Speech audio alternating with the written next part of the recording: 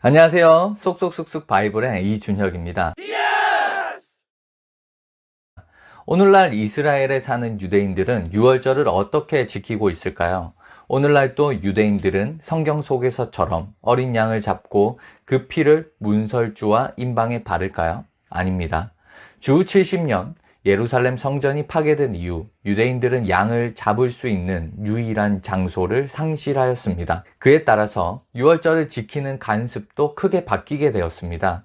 그들은 성전에서 양을 잡는 의식 대신에 오히려 가정에서 유월절 음식을 나누는 것에 유월절 행사에 강조점을 두었습니다. 다만 사마리아 공동체에서는 그리심 산에서 여전히 양을 잡는 전통을 고수하고 있습니다. 먼저 사마리아 공동체는 사마리아 오경을 봅니다. 그것은 모세 오경과는 약간 차이가 있는 것이죠. 이들은 사마리아인들의 후손이라고 불리는 자들인데 기본적으로 사마리아인들은 달력이 유대인 달력과 계산이 다릅니다. 그래서 대략 유대인 유월절보다 한 달 뒤에 유월절 양 잡는 의식을 행하게 되죠. 올해 2021년에 유대인들의 유월절은 3월 말이었다면 사마리아 공동체는 그로부터 한 달 뒤인 4월 25일입니다. 사마리아 공동체들은 그들의 대제사장도 존재합니다. 대제사장의 기도로 양들을 도살하고 그리고 양을 땅 속에 있는 뜨거운 오븐에 넣습니다. 그리고 철제 그릴을 사용하고요. 오븐 입구를 밀봉하고 꼬치를 고정하죠. 그런 다음 덮개를 덮고 굽습니다. 이후 시간이 흐르면 그들은 그 고기를 가져와서 자기들끼리만 먹습니다. 이때 남을 절대 주지 않는데요. 제가 달라고 몇 번 해봤는데 절대 주지 않더라고요. 여튼 이렇게 사마리아 공동체는 그들의 유월절에 양을 잡는 제사를 지금도 하고 있습니다. 현대 유대인들은 이렇게 양을 잡는 제사는 하지 않습니다. 왜냐하면 앞에 말씀드렸듯이 성전이 없기 때문이죠. 대신 가정에서 유월절 음식을 나누고 행사에 집중을 합니다. 지금 유대인들은 유월절에 대해서 어떤 의미를 부여하고 있을까요? 제가 몇몇 유대인 친구들을 만나 인터뷰를 해보았습니다. The meaning of the Passover for me is liberty. Freedom. באופן כללי, פסח זה ניקיון בבית. זה לנקות את הבית מפירורי חמץ. מפירורי חמץ, לנקות את הבית, לחפש את החמץ בכל מיני פינות ולראות שאין חמץ. אבל בשלב היותר רוחני, בשלב היותר מתקדם ויותר רוחני, פסח זה ניקיון של נשמה. זה לנקות את הנשמה בפנים. ולהפוך להיות יותר טוב, כי אם אתה הופך להיות יותר טוב, אז אתה יותר מרגיש את הקדוש ברוך הוא, את השם. 유대인의 유월절 준비. 첫 번째, 누룩 찾기. 유월절 명절이 시작되기 전 집안에서 누룩이 포함된 식품들을 찾아 제거하는 일은 굉장히 중요합니다. 이것은 유월절이 시작되기 전날 이루어지며 그 집의 가장은 그 집안을 샅샅이 뒤져 누룩이 포함된 것은 무엇이든지 찾아내 소각시킵니다. 오늘날에 와서 이런 누룩 찾기 풍습은 실제적인 의미보다는 상징적인 관습으로 지켜지고 있는데요. 누룩 찾기 풍습을 봄철 대청소 기간으로 삼아 청소를 하기도 합니다. 이런 청소를 마친 다음 누룩이 포함된 빵 한 조각을 몰래 숨겨두어 아이들과 함께 이것을 찾기도 합니다. 핵심은 누룩을 찾아 버리거나 불에 태우는 풍습을 지금도 지키고 있다라는 것입니다. 2021년 6월절 전날 누룩을 태우고 있는 유대인들과 그 장면을 한번 영상으로 담아봤습니다.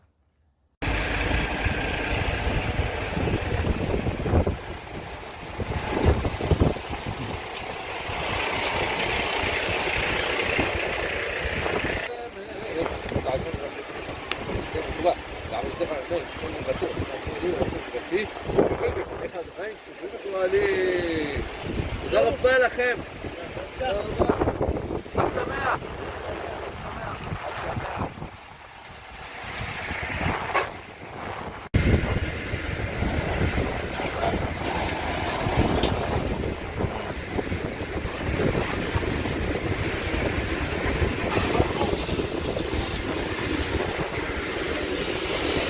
절기 기간 동안에 유월절 음식이 아닌 것은 집에 둘 수가 없습니다.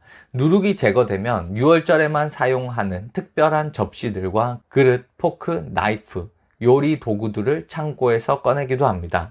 일상에 쓰던 그릇들과 요리 도구들은 잠시 감추어 두고요. 가정에 따라서는 유월절에만 사용하도록 가장 좋은 그릇들을 가보로 남겨 대대로 물려주기도 한답니다. 유월절 세데르.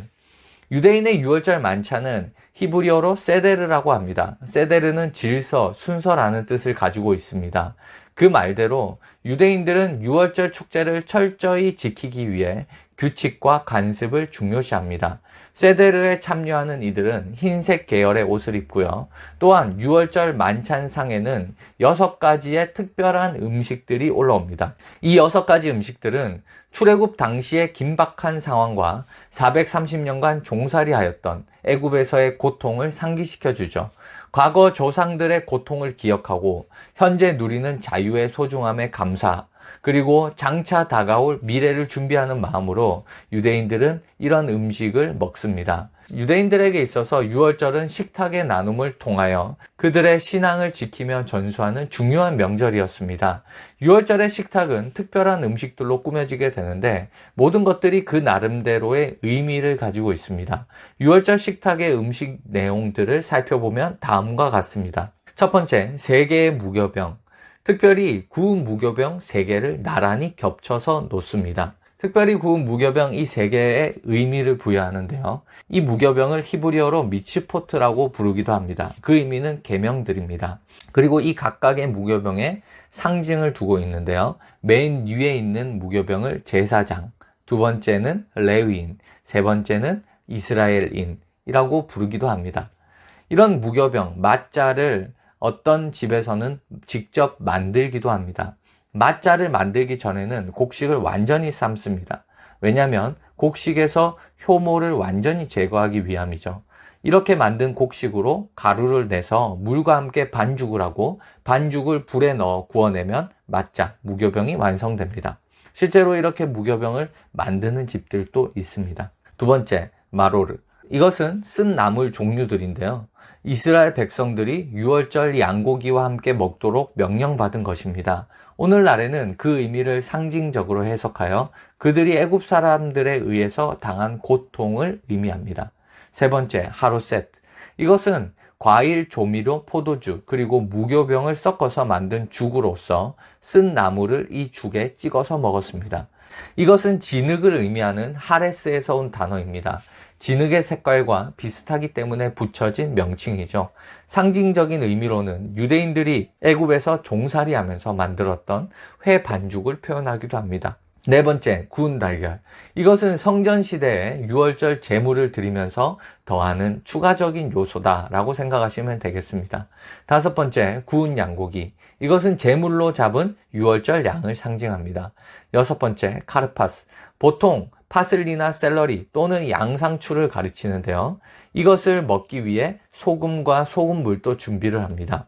이것은 노예로 지배를 받을 때 유대인들이 흘렸던 눈물을 나타냅니다.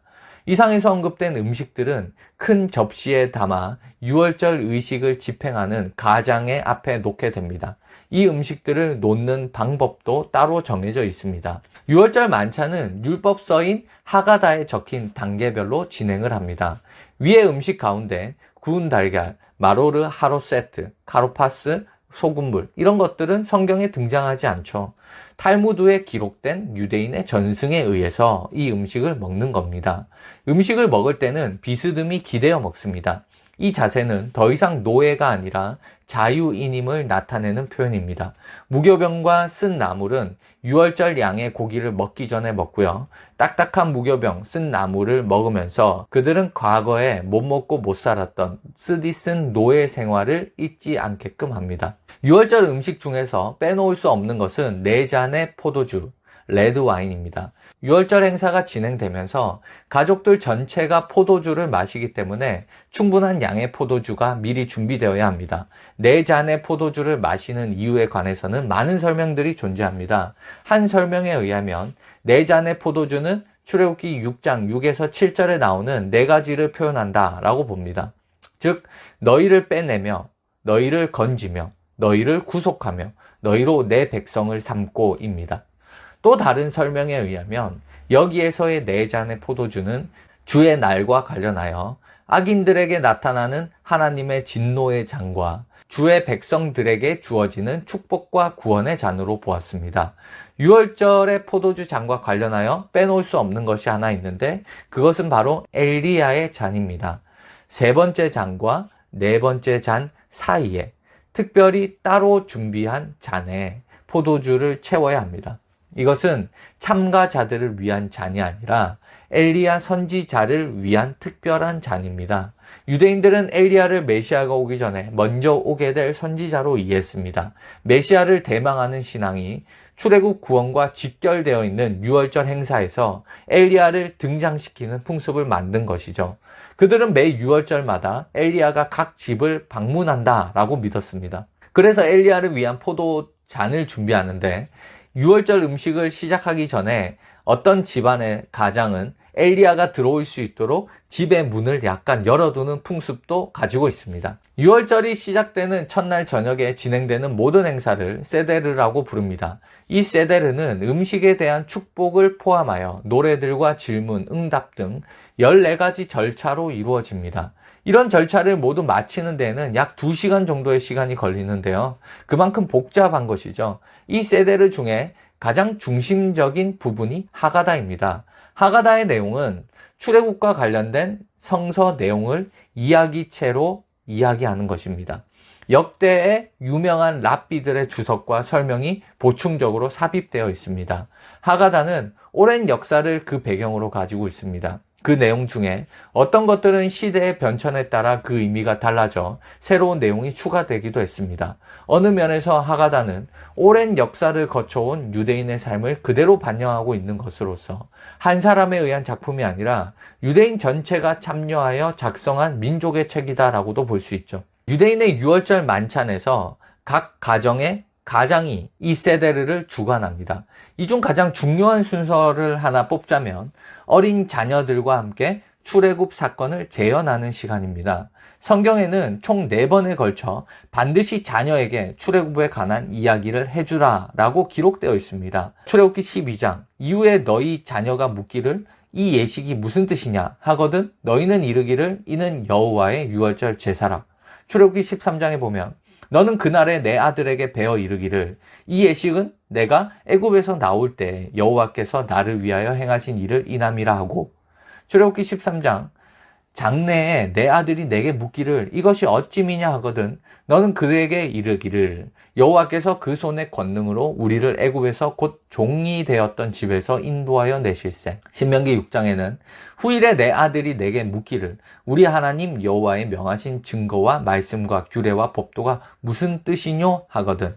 이렇게 성경에서는 4번에 걸쳐 반드시 자녀에게 출애굽에 관한 이야기를 해주라고 기록되어 있습니다. 전통에 따라 가장 어린 자녀에게 4개의 질문을 던집니다. 이 질문들은 이스라엘의 과거를 기억하도록 고안되었습니다.